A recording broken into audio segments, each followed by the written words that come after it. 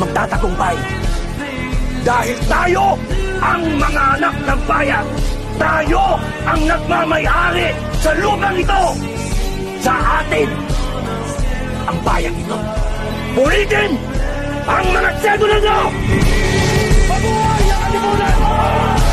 Mabuhay ang revolusyon! Magandang gabi sa lahat.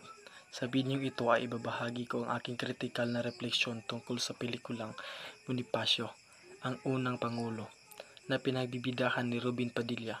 Ang pelikulang ito ay hindi lamang nagpapakita ng kasaysayan, kundi isa ring paalala na tunay ang diwa ng kabayanihan at pagmamahal sa bayan.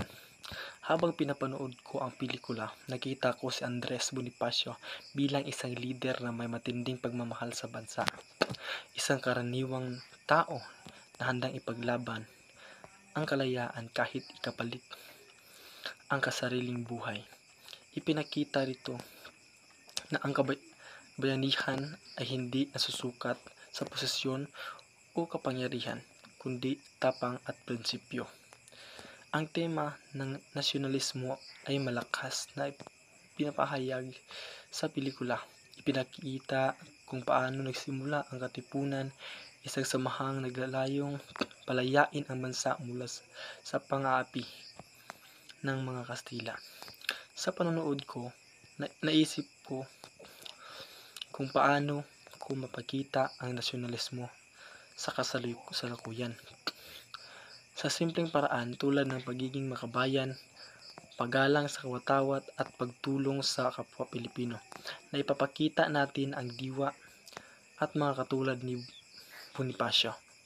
Sa pelikula, nakita rin ang mga isyong panlipunan gaya ng inggitan, pagkakahati-hati at pagtataksil sa kapwa Pilipino.